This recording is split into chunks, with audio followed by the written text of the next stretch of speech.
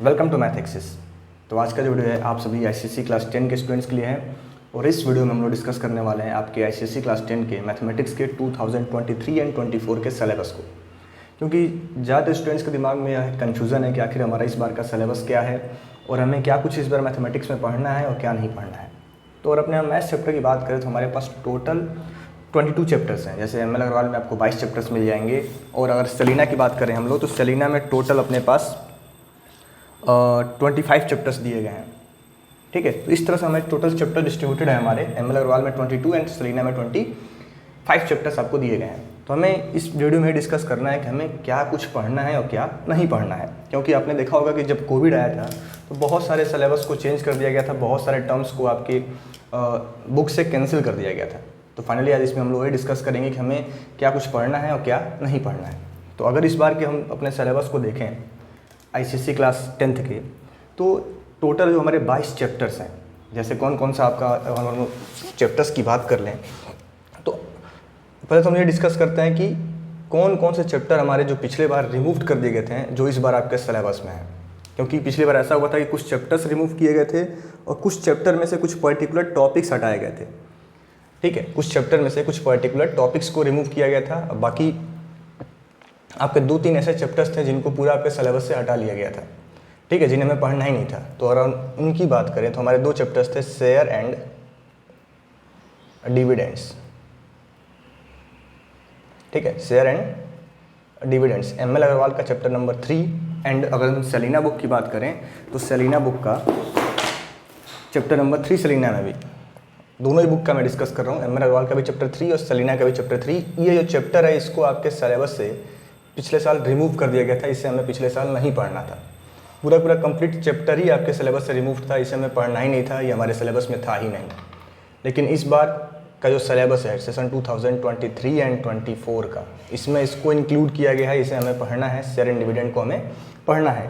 Then जो अगला एक चैप्टर था जिसको आपके सिलेबस से हटा लिया गया था, वो चैप्टर था आपका locus, chapter number 14। M L Agrawal का चैप्टर 14 लोकस या फिर लोकाई, इसको आपकी बुक में दिया गया है, लोकस या फिर लोकी।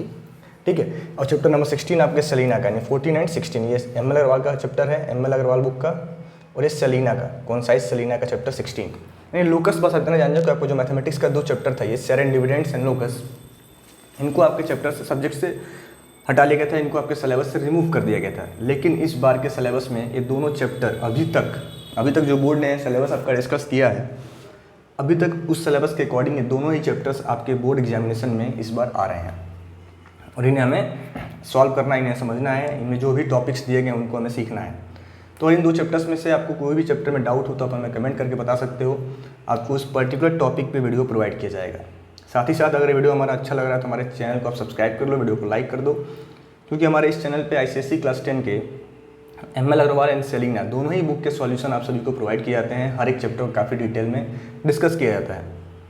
देन हम आगे बढ़ते हैं। अब हमारे कुछ पर्टिकुलर टॉपिक्स थे जिनको आपके बुक से हटाया गया था। जैसे पहला टॉपिक हम अगर बात करें अरिथमेटिक प्रोग्रेशन,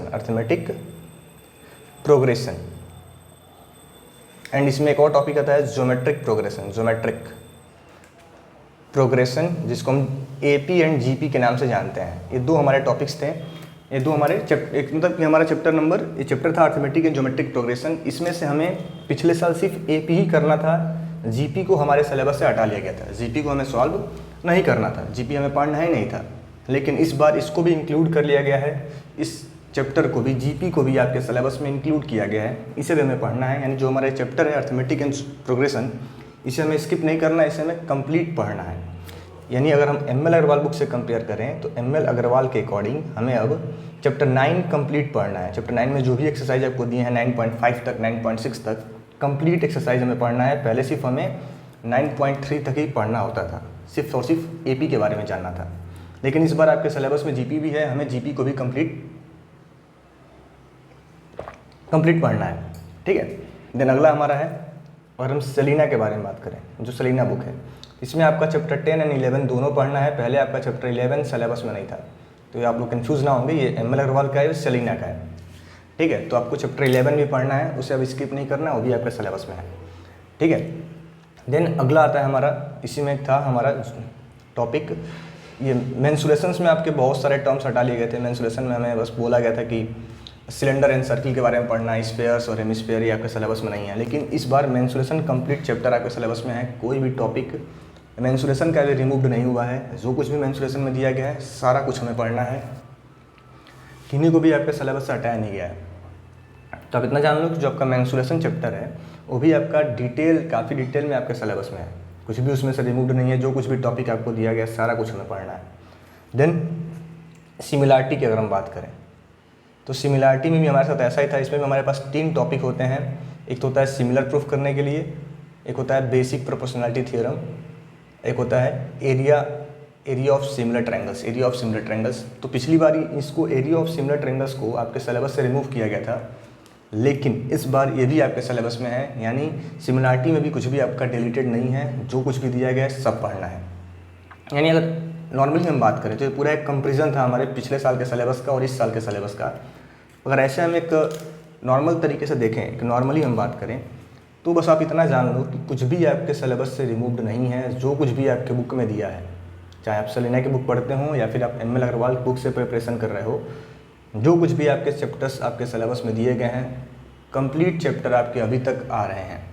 अभी तक जो बोर्ड ने 2023 एंड 24 का सिलेबस बताया है उसमें कुछ भी आपका रिमूव्ड नहीं है। सारा कुछ आपका आ रहा है। और आप ये फाइनल मान लो कि आपका जो भी बोर्ड एग्जाम होगा उसमें सारे चैप्टर्स आएंगे।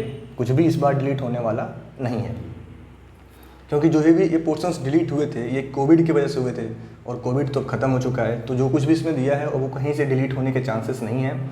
तो आप अपनी प्रिपरेशन पूरी होल सिलेबस की करो, काफ़ी अच्छे से पढ़ो, अपने दिमाग में से ये कन्फ्यूज़न एकदम ख़त्म कर लो कि कहीं कुछ डिलीट हो जाए। ऐसा पॉसिबल होता हुआ दिख नहीं रहा है।